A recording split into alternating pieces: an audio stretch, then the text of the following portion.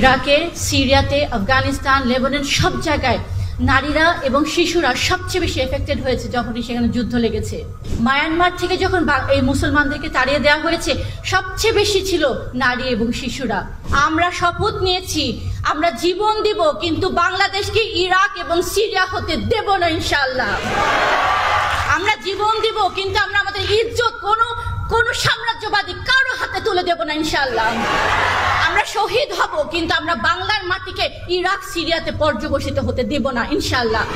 Hizb ut তৌহিদের কোন নারী ইনশাআল্লাহ ঘরে বসে থাকবে না। প্রত্যেকে যার যা কিছু আছে সবকিছু নিয়ে আমরা ইনশাআল্লাহ মোকাবিলা করব। আমরা শপথ নিয়েছি আমরা বাঁচবো একসাথে, আমরা মরবো একসাথে। আমরা যদি মরি সেটাও আমাদের জন্য বিজয়, আমরা যদি আল্লাহর জন্য এই দিন প্রতিষ্ঠা করতে পারি এই বাংলার মাটিতে, সেটাও আমাদের বিজয়। আমাদের হারাবার কিছু নাই।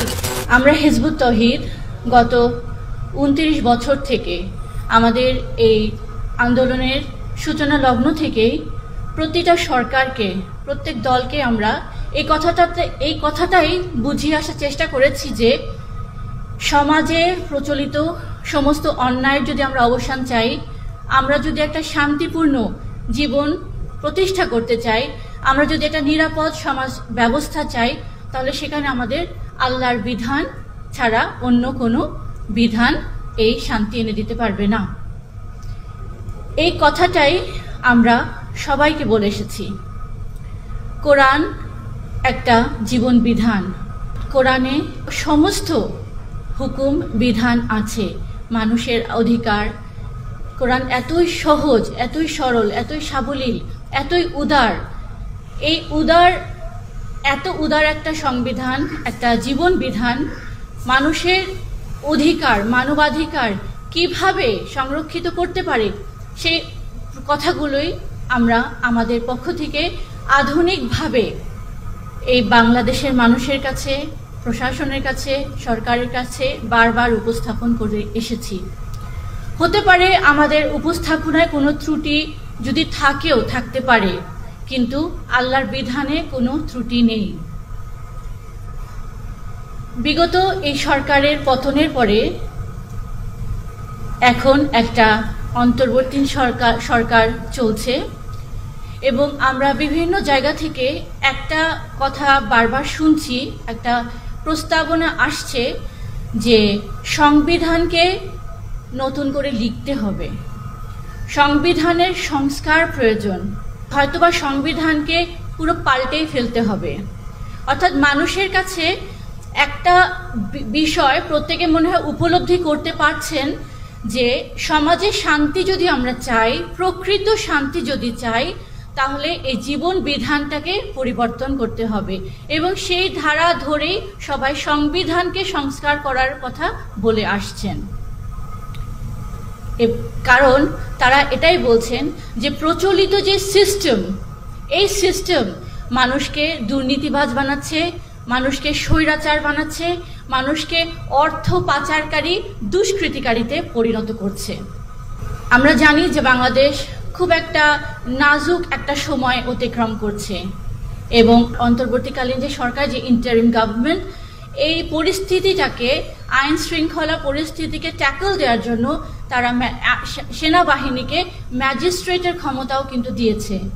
কিন্তু এই ক্ষমতা দেওয়ার একদিন যেতে না যেতে আমরা দেখতে পারলাম পুরো বাংলাদেশে আপনার এদিকে রাঙামাটিতে সংঘর্ষ, এদিকে ঢাকা ইউনিভার্সিটিতে একটা স্টুডেন্টকে হত্যা করার প্রতিবাদে উত্তাল হয়ে গেল ঢাকা বিশ্ববিদ্যালয়ের প্রাঙ্গণ। আমরা দেখতে পারলাম সংখ্যালঘুদের উপর আক্রমণের কারণে তাদের বিক্ষোভ, তাদের আন্দোলন। এবং সবচেয়ে বড় ঘটনা, যেটা আমি না বলে পারছি না, যেটা আজকে প্রত্যেকটা পেপারে হেডলাইন দখল করেছে, সেটা হচ্ছে যে বায়তুল মুকাররমে মুসল্লিদের মধ্যে মারামারি। এটা কিন্তু খুব চিন্তার একটা বিষয়, লক্ষণ কিন্তু ভালো না। এটা কিন্তু আমাদের বাংলাদেশের ভাবমূর্তি বহির্বিশ্বে কিন্তু ভালো যাচ্ছে না। বাংলাদেশের ব্যাপারে কিন্তু খুবই ভয়ঙ্কর নেগেটিভ একটা মেসেজ কিন্তু ইন্টারন্যাশনাল কমিউনিটির কাছে কিন্তু উপস্থাপিত হচ্ছে। এই পর্যায়ে আমরা এই জিনিসগুলোকে প্রতিহত করার জন্য, এই জিনিসগুলোকে আমরা যাতে আমাদের জীবনে না আসে, এই জন্যই কিন্তু বারবার আমরা প্রস্তাবনা দিয়ে এসেছিলাম যে আল্লাহর বিধান ছাড়া সমাজে শান্তি প্রতিষ্ঠা হবে না। এখন যখন আমরা এই কথা বলি যে বাংলা বিধান লাগবে আল্লাহর, সেটা হচ্ছে আল্লাহর হুকুম, তখন আমাদের সাথে এইভাবে কথা বলা হয় যে আপনারা আল্লাহর বিধানের কথা বলছেন। এরকম তো অনেকেই আছে যারা আল্লাহর বিধান, যারা রাজনীতি করছে ধর্ম নিয়ে, যারা ধর্মকে নিয়ে কথা বলছে, তারাও কিন্তু এরকমই কিছু বলছে। কিন্তু আমাদের বাংলাদেশের যদি আমরা প্রেক্ষাপটে দেখি, আমাদের বাংলাদেশে আমরা ছোট থেকে বড় হয়েছি দেখে যে এই দেশের রাজনীতিটা কিন্তু সবসময় একটা ভারতকে কেন্দ্র করে, ইন্ডিয়াকে কেন্দ্র করে এই দেশের পলিটিক্সটা হয়ে থাকে। কেউ হচ্ছে ইন্ডিয়ার পক্ষে, কেউ হচ্ছে বিপক্ষে, অর্থাৎ কেউ হচ্ছে প্রো ইন্ডিয়ান, আবার কেউ হচ্ছেন অ্যাবসলিউটলি অ্যান্টি ইন্ডিয়ান সেন্টিমেন্টটাকে ধারণ করে রাখেন। কিন্তু আমাদের এই অবস্থায় এসে এই প্রচলিত ধারা থেকে বের হয়ে আসতে হবে। জনগণের এবং প্রত্যেকের এই চিন্তা আনতে হবে এবং এই একটা সিদ্ধান্ত নিতে হবে যে আমরা অনেক ইজম দেখেছি, আমরা অনেক ক্রেসি দেখেছি। কোনো ইজম, কোনো ক্রেসি আমাকে আমার অধিকার, পূর্ণরূপে অধিকার আমি পাইনি, আমি নিরাপত্তা পাইনি, আমি ইকোনমিক জাস্টিস পাইনি, আমার এখানে ল অ্যান্ড অর্ডার কখনোই সেভাবে আমাদেরকে সিকিউরিটি দিতে পারে নাই। অর্থাৎ জনগণের মাঝে এই একটা কনসেনসাস, একটা ইউনিফাইড একটা ডিসিশনে আসতে হবে যে আমরা আল্লাহর বিধান ছাড়া আমরা এই কাজ আর কখনো করতে পারবো না, অর্থাৎ শান্তি আনতে পারবো না। এখন যারা ধর্ম নিয়ে রাজনীতি করছেন, ঐক্য করার জন্য চেষ্টা করছেন, আমাদেরকে বলে থাকেন যে আপনারা তো বলেন যে আল্লাহর বিধান, কিন্তু আল্লাহর বিধান নিয়ে যারা কথা বলছে তাদের নিজেদের মধ্যেও তো কোনো ইউনিটি নাই, তাদের নিজেদের মধ্যেও তো কোনো ঐক্য নাই। তারা আকীদাগতভাবে একজন আরেকজনের থেকে ডিফার করে, তাদের আমল ডিফারেন্ট, তাদের ইমান ডিফারেন্ট, সবকিছু তাদের ডিফারেন্ট, তো তারাও কিন্তু একটা ইউনাইটেড হতে পারছে না। তাহলে এই ক্ষেত্রে কি করার? এই ক্ষেত্রে আমরা হিজবুত তাওহীদ বলতে চাই যে তাদের এটা আকীদাগত ভিন্নতা থাকতে পারে, তাদের দলের তাদের আমলের ভিন্নতা থাকতে পারে, তাদের ব্যক্তিগত বিভিন্ন মাসলা মাসালের যে ভিন্নতা যদি থাকে, এই ভিন্নতা নিয়ে যদি তারা পড়েই থাকেন তাহলে কখনো ঐক্য কখনো সম্ভব না। সবকিছু ঊর্ধ্বে এসে একটা কথা আসতে হবে, সেটা হচ্ছে আল্লাহর বিধান, সেটা হচ্ছে সার্বজনীন, সেটা হচ্ছে এটার্নাল, সেটা হচ্ছে অলঙ্ঘনীয়, সেটা হচ্ছে মানুষকে শান্তি দেওয়ার একমাত্র উপায়। এবং এই কথা আমরা এত জোর গলায় বারবার বলে আসছি কারণ 1400 বছর আগে আল্লাহর এই বিধানটাই মানুষকে নিরাপত্তা দিয়েছিল, শান্তি দিয়েছিল, সব রকমের সুখ দিয়েছিল। কাজেই আজকে যদি আমরা আমাদের এই বাংলাদেশের মানুষের যদি বাঁচতে হয়, আমাদের জনগণ, আমাদের এই দেশের মানুষের প্রতি আমাদের একটাই কথা, যার যার ডিফারেন্সেস এগুলো সবকিছু আলাদা রেখে তাদের একটা কথা আসতে হবে যে আল্লাহর হুকুম ছাড়া আমরা কারো হুকুম মানব না। এটাই পারে মানুষকে একমাত্র সিকিউরিটি এবং তাদের বাঁচার একমাত্র পন্থা হতে পারে। তাদের যদি অন্য কোনো অভিপ্রায় থাকে, তাদের যদি কোনো পার্সোনাল কোনো ইন্টারেস্ট থাকে, সেগুলো সব কিছুকে আলাদা রাখতে হবে। কারণ জনগণ থেকে একজন বলতেই পারে যে আমি ডেমোক্রেসি চাই, আবার আরেকজন বলতে পারে যে না আমি সমাজতন্ত্র চাই, আরেকজন বলতে পারে যে আমি পুঁজিবাদী অর্থনৈতিক সিস্টেম অর্থাৎ সুদভিত্তিক সিস্টেম চাই। এখন প্রত্যেকে যদি এক একজন নিজের মতন করে চায় তাহলে সেখানে কখনো একটা ঐক্যবদ্ধ জাতি গঠন করা সম্ভব না। কাজে আমাদের প্রস্তাবনা, আমাদের কথা হচ্ছে সমস্ত ডিফারেন্সেস, যার যে ভিন্নতা আছে সব কিছুকে সাইডে রেখে একটা কথার উপর আমরা আসি যে আল্লাহর হুকুমের প্রতি আমরা সবাই ঐক্যবদ্ধ হব। এটা কারণ ঐক্য ছাড়া বাঁচার কোনো উপায় নাই, ঐক্য ছাড়া কোনোভাবে এই দেশে কোথাও কেউ বাঁচতে পারবে না। এটা হলো আমার প্রথম কথা। দ্বিতীয় কথা হচ্ছে আমার হিজবুত তাওহীদের নারীদের প্রতি। আমরা ইমামুজ্জামানের কাছ থেকে এই মহাসত্য বোঝার পর থেকে আমরা আমাদের জীবনকে পাল্টে ফেলেছি, আমাদের জীবনের লক্ষ্য পাল্টে ফেলেছি, আমাদের জীবনের আদর্শ পাল্টে গেছে, আমাদের জীবনের গন্তব্য আমরা সেট করে নিয়েছি।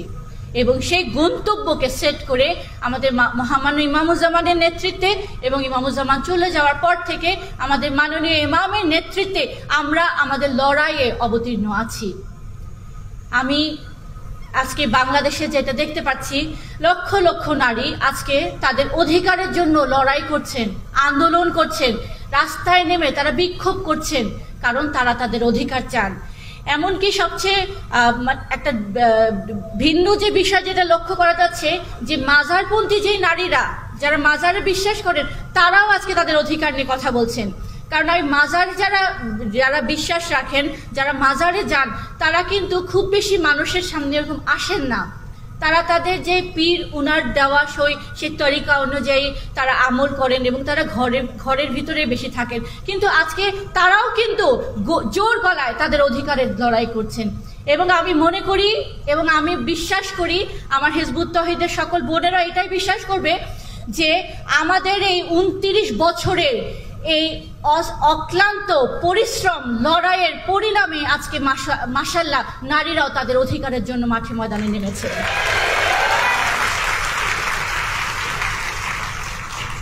এই বিগত সরকারের যখন পতন হলো, আমরা দেখতে পারলাম যে স্টুডেন্টসরা, প্রত্যেকটা ইউনিভার্সিটি, কলেজ, ইভেন স্কুলের স্টুডেন্টসরাও, মেয়েরাও রাস্তায় নেমে গেছে এবং তারা খুব সাহসিকতার সাথে কিন্তু তারা তাদের যে লক্ষ্য সেট করেছিল সেই লক্ষ্যটাকে আঞ্জাম দেওয়ার জন্য তারা কিন্তু তাদের সংগ্রামে একেবারে অটল ছিল। বাংলাদেশ পুলিশের যে কর্মকর্তারা, তাদের সাথেও তারা তাদের বন্দুকের সামনে যেভাবে দাঁড়িয়েছে, সেনাবাহিনীর কামানের সাথেও তারা বীরত্বের সাথে দাঁড়িয়ে বলছে আমাদেরকে শুট করো, কিন্তু আমাদেরকে তোমরা সরাতে পারবে না।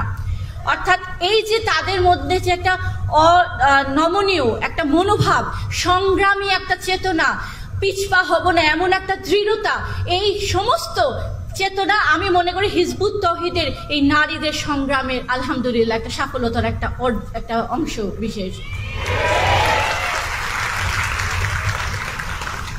কিন্তু আমার বোনদের আমি বলতে চাই, আমাদের গন্তব্যে আমরা এখনো পৌঁছতে পারিনি। গন্তব্য এখনো আমাদের কাছ থেকে অনেক দূর এবং সেই গন্তব্যে পৌঁছানোর জন্য আমাদের এই সংগ্রাম অবিরাম থাকবে। আমাদের এই সংগ্রাম দিনকে দিন আরো বেশি বেগমান হতে হবে। আমাদের এই সংগ্রাম আরো বেশি ডাইনামিক হতে হবে, আরো বেশি প্রোগ্রেসিভ হতে হবে, আরো বেশি তেজি হতে হবে, আরো বেশি চেতনার সাথে হতে হবে এই সংগ্রাম ইনশাআল্লাহ। কেন? কারণ যখন অপোজিশন যখন স্ট্রং হয়, যখন আপনার বিরোধিতা যখন বাড়বে, তখন আপনার পক্ষ থেকেও কিন্তু সেটাকে কনফ্রন্ট করার জন্য ফোর্সটাও ইকুয়ালি দিতে হবে। কিছুক্ষণ আগে মাননীয় ইমাম বলছিলেন যে পিঠ যখন দেয়ালে ঠেকে যায়, আমরা আর পিছনে থাকবো না, আমাদেরও এগিয়ে যেতে হবে। তো বাংলাদেশে যে অবস্থা আমরা দেখতে পাচ্ছি, বাংলাদেশকে নিয়ে কিন্তু একটা খুব ষড়যন্ত্র চলছে। এই ষড়যন্ত্র কেন চলছে সেটা আপনারা বুঝেন, কারণ বাংলাদেশ জিও পলিটিক্যালি খুব ইম্পর্টেন্ট একটা লোকেশনে আছে, যেটাকে বাংলা যদি বলি আমি ভৌগোলিক রাষ্ট্রীয়গতভাবে খুব একটা ইম্পর্টেন্ট পজিশনে, যার জন্য এদিকে আমেরিকার ব্রিটেন আছে, এদিকে রাশিয়া, এদিকে ইন্ডিয়া এবং চায়না, প্রত্যেকে চাবে এবং চাচ্ছে তাদের এখানে সাম্রাজ্য বিস্তার করার জন্য, অর্থাৎ তাদের যে একটা পাওয়ার সেটাকে বিস্তার করার জন্য। এবং যখনই এটা চাবে, আমেরিকা এবং ইন্ডিয়া যেরকম প্রতিপক্ষ, ইন্ডিয়া আর চায়নাও কিন্তু তারাও কিন্তু একেবারেই সাংঘর্ষিক একটা অ্যাবসলিউটলি এনমিটি নিয়ে দাঁড়িয়ে আছে। কেউ চাবে না যে আমার জায়গা আরেকজন এসে এখানে হস্তক্ষেপ করুক।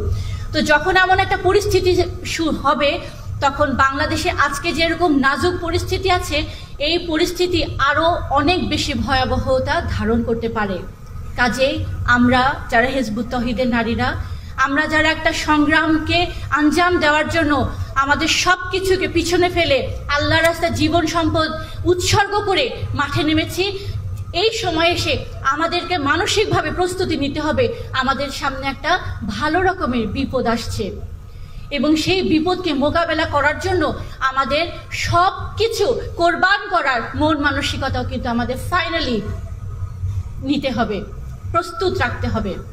কারণ আপনারা দেখেছেন ইরাকে, সিরিয়াতে, আফগানিস্তান, লেবানন, সব জায়গায় নারীরা এবং শিশুরা সবচেয়ে বেশি এফেক্টেড হয়েছে যখনই সেখানে যুদ্ধ লেগেছে। প্রত্যেকটা জায়গায় তারা আজকে হাজার হাজার নারীরা উদ্বাস্তু হয়েছে। মায়ানমার থেকে যখন এই মুসলমানদেরকে তাড়িয়ে দেওয়া হয়েছে, সবচেয়ে বেশি ছিল নারী এবং শিশুরা। এটাকে আমি কোনো ভুল তথ্য দিচ্ছি? বাংলাদেশে যদি সাম্রাজ্যবাদীদের এরকম হস্তক্ষেপ হয়, বাংলাদেশে এর থেকে কোনো বিপরীত কোনো চিত্র আপনারা আশা করতে পারবেন না। কিন্তু আমরা শপথ নিয়েছি, আমরা জীবন দিব, কিন্তু বাংলাদেশকে ইরাক এবং সিরিয়া হতে দেব না ইনশাআল্লাহ। আমরা জীবন দিব, কিন্তু আমরা আমাদের ইজ্জত কোনো সাম্রাজ্যবাদী কারো হাতে তুলে দেব না ইনশাআল্লাহ। আমরা শহীদ হব, কিন্তু আমরা বাংলার মাটিকে ইরাক সিরিয়াতে পর্যবসিত হতে দেব না ইনশাআল্লাহ। কাজেই আমাদের মাননীয় ইমাম আমাদের সাথে আছেন। আমাদের দুর্বিনীত গতিতে এগিয়ে যাওয়ার জন্য আমাদের যে মানসিক শক্তি দরকার, প্রয়োজন, যে উদ্দীপনা দরকার, সমস্ত কিছু আমাদের মাননীয় ইমাম আমাদেরকে দিচ্ছেন। আমরা হিজবুত তহিদের নারীরা অঙ্গীকার করেছিলাম যে এই দেশের একটা নারীর ইজ্জত যাওয়া মানে আমার ইজ্জত যাওয়া।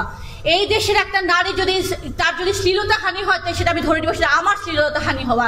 এমন একটা পর্যায়ে যদি আসে, হিজবুত তহিদের কোন নারী ইনশাআল্লাহ ঘরে বসে থাকবে না।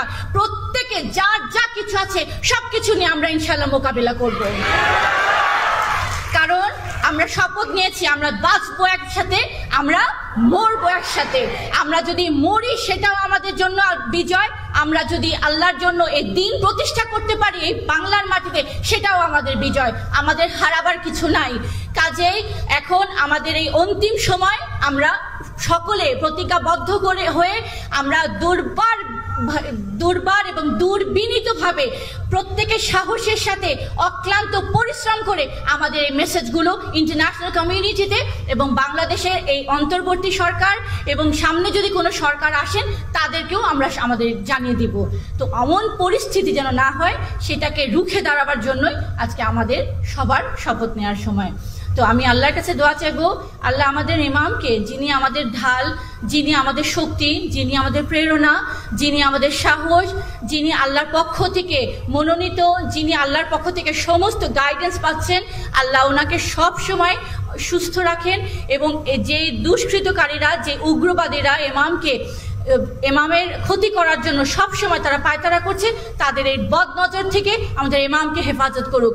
জীবন যদি দিতে হয় আগে আমরা দিব, রক্ত যদি দিতে হয় আগে আমরা দিব।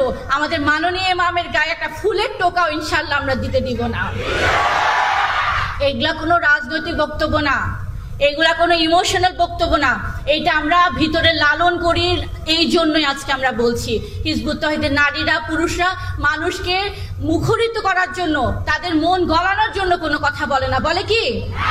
আমরা যা বলি মনের কথা বলি, যা করি আল্লাহর জন্য করি, যা করি মানুষের জন্য করি, আমাদের নিজেদের জন্য আমরা কিছু করি না। যেহেতু আমাদের নিজেদের জন্য কিছু করি না, এই জন্যই আল্লাহর সাহায্য সব সময় আমাদের সাথে ছিল, আছে এবং দেখবেন ইনশাআল্লাহ সামনে কিভাবে থাকে। সবাই ভালো থাকবেন, সুস্থ থাকবেন।